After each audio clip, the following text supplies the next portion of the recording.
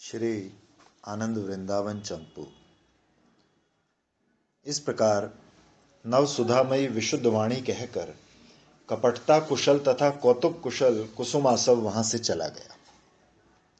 तब वो वृद्धा गोपियां उसकी वचन चतुराई को युक्त प्रीति के साथ ग्रहण करके अपने अपने घरों में चली गई। कुछ देर घर का कुछ काम न करके अपनी अपनी पुत्र वधू को मत्सर रहित होकर अपने पास बुलाया। घी की आहुति से प्रज्वलित अग्नि शिखा की तरह दीप्तिमान उनके प्रति उपदेश करने लगी। सासें उनसे कहने लगी, अरे बहुओं, आपने उत्तम कुल में जन्म लिया है। अपने गुणशील स्वभाव उदारता के कारण देवांगनाओं का गर्व चूर्ण करने से उनसे भी अधिक धन्य हो। किंतु आप में एक महान दोष भी है जो जगत में किसी भी नारी समाज में नहीं दिखता। वो भारी दोष है अपने पति से विमुखता का होना। नारी के लिए तो वैर करने वाले पति के प्रति भी ये दोष नहीं रहना चाहिए। इसलिए इस दोष को दूर करने के लिए नारी के लिए तो वैर करने वाले पति के प्रति भी वैर करने। तुम परिश्रम रहित उपाय क्यों नहीं अपनाती? हम जो उपाय बताती हैं उसे ध्यान पूर्वक सुनो। श्री वृंदावन में निकुंजों में विचरने वाला कोई एक अनुपम देवता विद्यमान है। उनको तो और अच्छा मिल गया। वह समस्त कामनाओं को पूर्ण करने वाला है। कला देवता और मिल गया। इसलिए अपने सौभाग्य की बाधा को नाश करने के लिए और अपने पति की प्रसन्नता और उसमें श्रद्धा प्रीति बढ़ाने के लिए और गुरुजनों की आनंद संपद विधान करने के लिए तुमको उस देवता की निरंतर आराधना करनी चाहिए। वो तो पहले ही कर रही है। वधुगण अपनी सासों की बात सुनकर असंतुष्ट सी होकर शंका युक्त मन में विचार करने लगी, ये हमारी परीक्षा ले रही हैं या हमारे ऊपर किसी प्रयोजन को सिद्ध करना चाहती हैं। वो समझ गई कि देवता कौन है। इसीलिए अभी तो हृदय को थपक कर हमें चुप ही रहना चाहिए जब तक ये पहले पूरी बात नहीं बताती। ये विचार कर जब वो सब चुप करके स्थिरता से बैठी रही, तब अपने मनोवांछित को पूरा करने की इच्छा से वो वृद्धा गोपियां लोगों से योगिनी के द्वारा रचे दूषित व्यापार को किसी बहाने छिपाते हुए धन संपत्ति की कामना से व्रत करने को हमको कह रही हैं, ऐसा देशाचार के अनुकूल कारण उन्होंने बता दिया। इस प्रकार कानों को प्रिय लगने वाली रसायन के समान सास की बात सुनकर हर्षित हो उठी। मन में कहने लगी, उस कुसुमासव की आयोजना तो कहो, हमारे लिए थोड़ा ऊंचा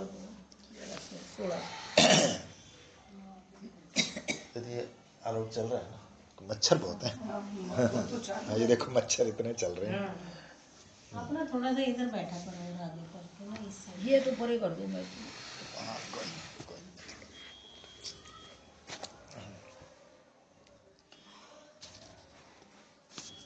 तब क्षण भर मानो विचार करके सरस कांति मुख युक्त वो वधुएं सहज में कहने लगी, हे पूजनियाओ, कौन सी नारियां हैं जो अपने पूज्य गुरुजनों के द्वारा बताए मार्ग का बिना कुछ बोले अनुसरण नहीं करती।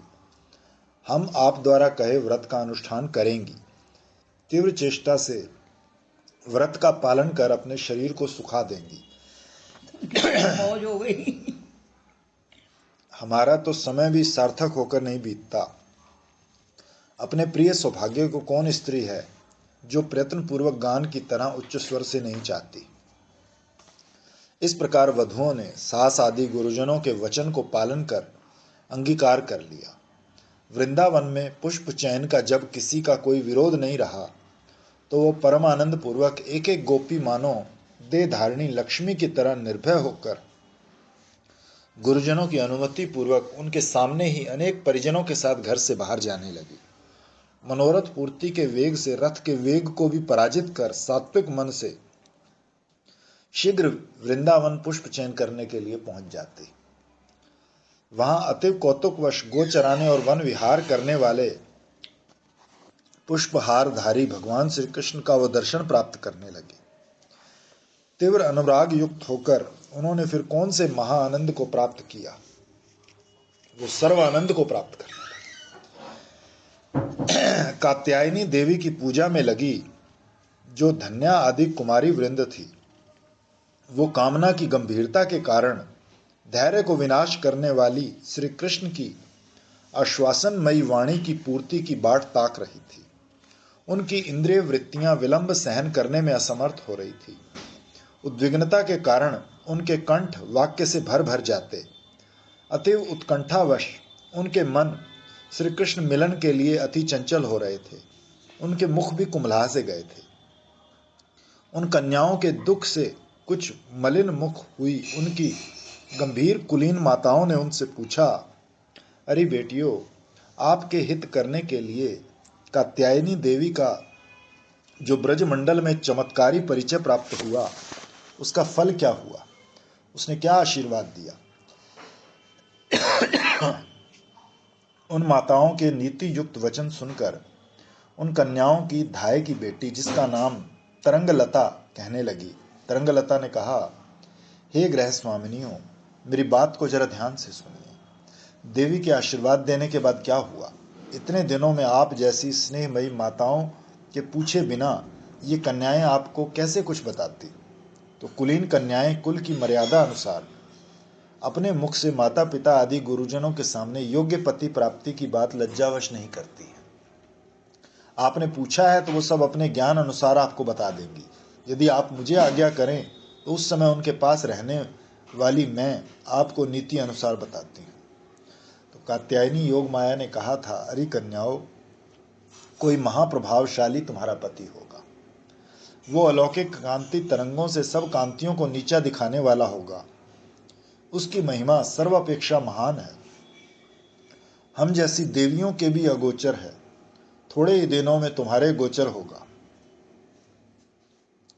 वो कमलिनी नारियों के लिए सूर्य के समान है।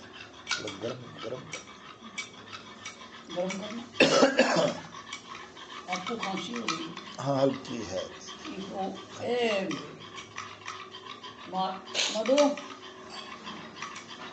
मधुमती भ्रमरियों के लिए महाभ्रमर के समान है। वो महालीलाधारी है, वही आपका पति होगा।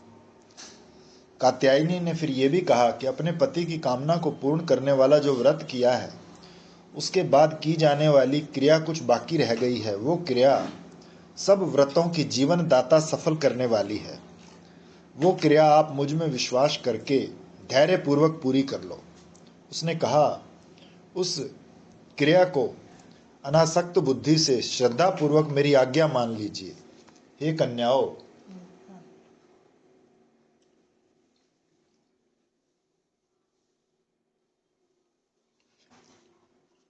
मेरी अद्वितीय स्वरूपा वृंदा देवी इस वृंदावन की अधिष्ठात्री देवी है।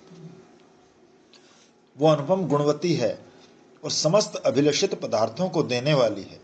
स्वभाव से दयालु है। वो तुम्हारे मनोभीष्ट की सिद्धि में सहायक है। इसलिए तुम सबको कुछ दिनों तक श्री वृंदावन में आते जाते रहना चाहिए। ये श्री वृंदावन निश्चित रूप से सिद्ध वन है, सिद्धि प्रदाता वन है। अनेक जन्मों के तपस्या फल से ये प्राप्त होता है। इस श्री वृंदावन के फल का यही लाभ है कि यह समस्त अभिलाषाओं को पूर्ण करता है। इसका संग मात्र हो जाने पर ही अभिलषित सिद्धि प्राप्त हो जाती है। तरंगलता ने कन्याओं की माताओं को कहा, हे माताओं, आप सब इन बेटियों को अनुमति दो कि ये सब बिना कुछ बोले प्रतिदिन श्री वृंदावन में आती जाती रहें और कात्यायनी देवी के द्वारा शेष बच रही क्रिया को विधि पूर्वक समाप्त कर सकें। इस प्रकार तरंगलता की बात सुनकर माताओं ने सहर्ष उनके वृंदावन जाने की सम्मति मंद मुस्कान से प्रकट की। माताओं की अनुमति, कन्या आदि कन्या कहीं बाहर रहती थी जो वृंदावन आने की अनुमति कह रहे हैं, या तो 84 कोस की बात होगी कि खास वृंदावन में आती जाती रहे। तो माताओं की अनुमति मिलने पर ये 9 प्रकार की गोपियों से अलग है। सॉरी, ये साधन सिद्धा है ना, साधन सिद्धा। माताओं की अनुमति मिलने पर दूसरी किसी बात की परवाह न करते हुए बाधा रहित होकर परम धन्या वो धन्या आदि सब कन्याएं भी नित्य प्रति निकटवर्ती श्री वृंदावन में जाने लग गई। वो निकटवर्ती बता रहे हैं, वे नजदीक ही कहीं रहती थी, तो वे मेन वृंदावन में। बसंत ऋतु आगमन। तब बुद्धिमती विवाहित तथा अविवाहित कुमारियां दोनों का इस प्रकार श्री वृंदावन में प्रवेश अति चातुर्यमय और कौतुकमय उत्सव आरंभ हो गया। फिर शिशिर ऋतु का समय भी समाप्त हो गया और रसमय बसंत ऋतु आ गई। शिशिर ऋतु रूप हाथी मानो वृद्ध हो गया और उसके कुंद पुष्प रूप दांत गिर गए। बसंत रूप सिंह शावक मानो पुष्प राग रूप केसर तथा कलिका रूप दांतों युक्त उपस्थित हो गया। जाड़ा बीत गया, दक्षिणा वायु चलने लगा, मानो समय रूप पुरुष की नासिकाओं के श्वासों का उलट फेर आना जाना शोभा पाने लगा।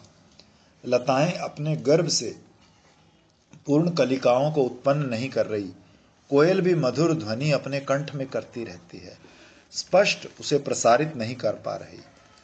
लता रूपी रमणियों से पुष्प आदि का जन्म विकट जानकर उनकी मित्र भ्रमरियां रूप स्त्रियां मिलकर उनके चारों ओर गुंजार कर रही हैं, मानो वो पुष्पों की खोज करते हुए बार बार उनसे पूछताछ कर रही। आप वृक्ष पर बैठी कोमल नवीन बोर का अनुसंधान कर रही है, क्योंकि बोर की सुगंध युक्त वायु ने उसे आश्वस्त कर दिया है, किंतु वो अपने कंठ छिद्र में ही कुहू शब्द को गुम्फित किए हुए है। स्पष्ट या दीर्घ स्वर में उसे अमावस्या के भय से उच्चारण नहीं कर पा रहे। इस प्रकार कुसुम सौरभ के साथ बसंत ऋतु ने उस शुभ दिन, जिस दिन शिशिर के महिमा मर्म स्थल कर गए, वृंदावन में मानो स्नान किया। बसंत ऋतु से नहीं किया था इन्होंने, यदि अब बसंत दोबारा आ गई ना, दोबारा आई। अच्छा, सब ऋतुएं दोबारा रिपीट करेंगे, क्या करते बसंत ही है। हाँ, बसंत बस ये, बसंत बस यही 2 लाइन में और खत्म कर बस नहीं की तो बसंत से ही होगी, लेकिन फिर दोबारा उसको क्लिंक कर दिया ना कि फिर बसंत आ गई। मलयाचल चंदन की जन मन मोहनी सुगंध को प्रसारित करने लगा। मधुकर मानो सेना के रूप में एकत्रित हो गए। आम्र वृक्ष पुलकित से हो उठे, माधवी लताएं जाग उठी। अधिक क्या कहें, कामदेव ने मानो अपना शरीर ही बदल दिया। यद्यपि ये वृंदावन एक साथ 6 ऋतुओं की शोभा से परिपूर्ण रहता है तथा श्री भगवान की लीलाओं के समय अनुसार कहीं क्रम पूर्वक और कहीं बिना क्रम के समस्त ऋतुएं भगवत सेवा की प्रार्थना करके नव नव भावों से उपस्थित होती रहती हैं। वृंदा आदि वन देवियों द्वारा वृंदावन का सजाना। श्री ब्रजराज कुमार भगवान श्री कृष्ण प्रथम अनुराग अर्थात नवीन अनुरागवती गोकुल की कुल रमणियों की कामना पूर्ति के लिए कोई अद्भुत प्रबल बसंतोत्सव मनाने की मन में सोच रहे हैं। ऐसा विचार करने में भी वो परम हर्षित हो रहे हैं और अतिशय शोभा लीला के द्वारा अपने प्रेमी जनों के हृदय के कोहरे को नाश करने के लिए समस्त सौंदर्य राशि को धारण कर रहे हैं। हाँ, मैं तो कहती आपने सुबह कहा। ऐसी स्थिति में श्री चंद्रावली अपनी सेविकाओं के साथ, श्री राधा अपनी सखियों के साथ तथा श्री श्यामा देवी अपनी सहचरियों की मंडली के साथ बसंतोत्सव की रति कला को सम्यक देखने की इच्छा से तथा उसमें सम्मिलित होने की इच्छा में व्यग्र होकर वृंदावन पहुंची। स्वयं वृंदा देवी ने श्री राधा के केशों में नाग केसर पुष्प, अलकों में मौलसरी की कलियां, सीमंत में अशोक पुष्प, कानों में आम्र बोर, स्तनों में बासंती लता पुष्प की माला को धारण करा दिया। चंद्रावली और सखियों का चित्त बसंत महोत्सव के मन से मुग्ध हो उठा। उनको श्रृंगारित करने के लिए कि अरे मैं इसका श्रृंगार करूंगी, इस प्रकार परस्पर कहकर उत्कंठित हो रहा था। श्री वृंदावन के कल्प वृक्षों तथा कल्प लताओं ने रतन जटित अलंकारों को, स्वर्ण जड़ित साड़ियों को, विविध चित्रित कोमल चोलियों को जो बारीक पतली ओढ़नियों के साथ थी वहां उपस्थित कर दिया। इस प्रकार प्रमुख गायन आचार्य मातंगी महान आदर संकोच प्रसन्न होकर सर्वगोपी प्रधान मनोहर कमल मुखी श्री विश्वभानुनंदनी राधा के सामने आकर नम्रता पूर्वक खड़ी हो गई तो वृंदा देवी बोली, हे सकल गुण निधि राधिके, संगीत गुणों का लक्ष्य कर मेरी प्रार्थना विश्वास पूर्वक सुनिए। ये मातंगी शास्त्र के रहस्य की सर्वश्रेष्ठ आचार्य है। ये मातंगी मतंगी है। आप सर्व पूज्या के आनंददायक बसंत उत्सव कौतुक में किसे अनुराग नहीं होगा। इसलिए ये मातंगी संगीत की सामग्री लेकर आपका मनोरंजन करने आई। और बसंत ऋतु में मतंगी आएगी ना तो वो गाना बोलेगी, फिर श्री जी उसका सम्मान करेंगी। ये तो तभी की है, ये होली की नैमित्तिक लीला में है नैमित्तिक ना। लीला। मैं वही मैं क्या मतंगी नाम तो बड़ा सुना हुआ है। ये बसंत राग नारी वेश में आपके चरणों के पास उपस्थित है। इसने केशों में मोर मुकुट धारण कर रखा है। आपकी कलिका के द्वारा कोयल ध्वनि को पुष्ट करता हुआ स्वाभाविक उन्मत्त हो रहा है। देखिए तो मेघ के समान इसका वर्ण भी श्याम है। तब वो है ना। हाँ जी, हाँ। देखो श्री राधा जी उस बसंत राग के श्री कृष्ण समान वर्ण को देखकर कौतुकपूर्ण स्नेह से देखकर पूर्ण आनंद अनुभव करने लगी। था इसमें ही पर तब मातंगी के संबंध में सुनकर ललिता सखी प्रेम पूर्वक मन में विचित्र भाव के प्रयोजन से चमत्कृत होकर मधुर वचन में बोली, हे संगीत देवी, ये तो बताओ कि श्रेष्ठ। इसमें एक बात है, ये श्री जी जब सम्मान करेंगी ना, फिर मुझे भूलना जाए पहले ही बता, तो वो कहेंगी कि देखो ये ऐसी तो संगीत को सारी 22 लहरियाँ वो बोलेगी तो बजने लग जाएंगी। तो वो उसकी बड़ी तारीफ करते हैं। तो ललिता कहती है, कोई सखी कहती है कि ललिता तो जरा सा हाथ लगाए तो ये सब हो जाएगा, ये क्या बड़ी बात है। तो श्री जी कहते हैं चुप रहो, ये हम मानवी हो, अपने को मानवी बोल रही है और उसको देवी बोल रही है, मतलब दूसरों को सम्मान देना। तो महाराज जी कहते हैं देखो सर्वलक्ष्मी देवी हो के कहती है हम तो मानवी हैं और ये देवी है। हे संगीत देवी, ये तो बताओ कि श्रेष्ठ किन्नरों की वधुएं कंठ में श्रुतियों का विभाग क्यों नहीं कर पाती। ललिता के प्रत्युत्तर में मातंगी बोली, कफ आदि से दूषित कंठ में वो श्रुतियां कभी अभिव्यक्त नहीं होती।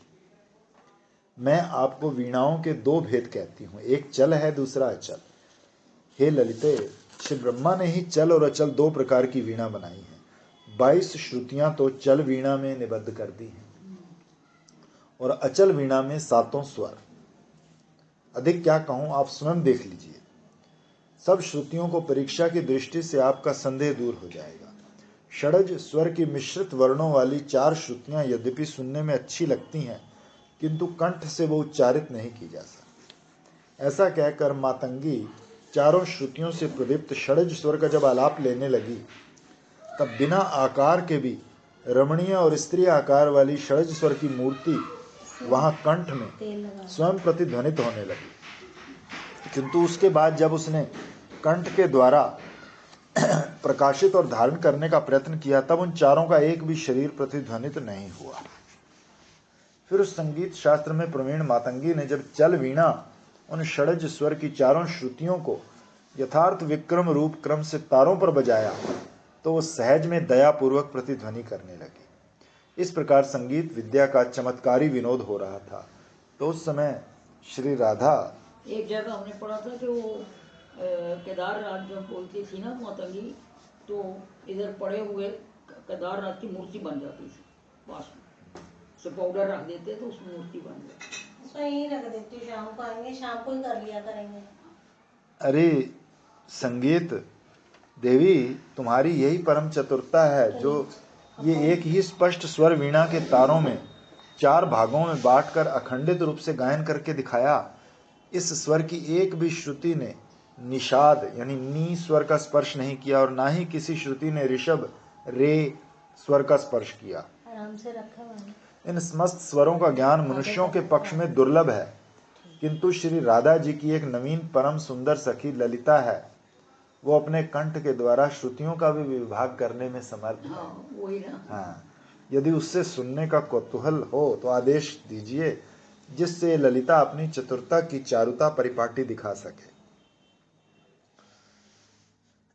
फिर कौन से स्वर की कौन सी श्रुतियां, ये बात सब नहीं जानते। फिर भी एक ही स्वर में छिपी सब श्रुतियों के विशेषकर 22 प्रकार के गण हैं, उसे भी कंठ के द्वारा श्रुतियों की प्रतिध्वनि के ज्ञान सहित परिचित कराया जा सकता है। इतने में वृंदा आदि वन देवियां बोली, हे संगीत विद्या, देखो इस मातंगी ने ब्रह्म के मुख से निकली संगीत विद्या की व्याख्या की है। तुम्हारी जो संगीत विद्या है वो ब्रह्मा के मुख से निकली प्रपंचिक नहीं है, वो मायातीत श्री वृंदावन की संपदा है, इसलिए आप दोनों के वचन ठीक है।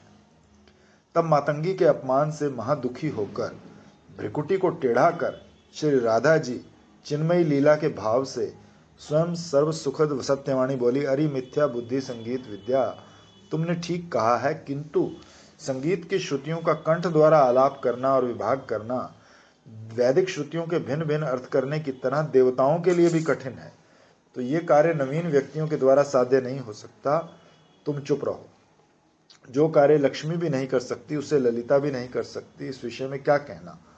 तब श्री राधा जी मातंगी को कहने लगी, मातंगी, तुम्हारा संगीत अति प्यारा है, इसलिए आप अपने संगीत के द्वारा समस्त देवताओं को अपने अधीन रखने वाली वृंदा देवी को अब संतुष्ट कर दो। तब वृंदा ने कहा, हे मातंगी, जब तक श्री कृष्ण नव बसंत राग को प्रीतिपूर्वक स्वयं गान करते हुए गान नहीं करते, तब तक वो किसी दूसरे व्यक्ति द्वारा गान नहीं किया जाना चाहिए, इसलिए तब तक कोई दूसरा राग ही गाना आरंभ कीजिए। इस प्रकार उन वीणाओं के शब्द में श्री राधा आदि गोपियां, वृंदा आदि वन देवियां जब तत्पर हो गई, तब दूर से ही देवलोक को चमत्कृत करने वाली वीणा आदि से मिलकर एक स्वर आनंद के समूह रूप में अभिव्यक्त हो उठा।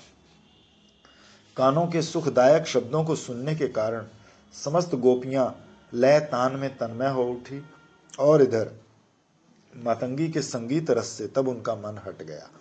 चंचल मन और विशाल नैनी मृगियों की भांति ऊंचे कान उठाकर चंचल नेत्रों से चारों ओर देखने लगी। उस ध्वनित शब्द में बसंत राग को सुनकर यहाँ स्त्री के रूप में उपस्थित बसंत राग भी प्रसन्न होकर ध्वनि करने लगा। तदनंतर सब ने अनुमान किया कि ये बसंत राग श्री कृष्ण के द्वारा ही गाया जा रहा है।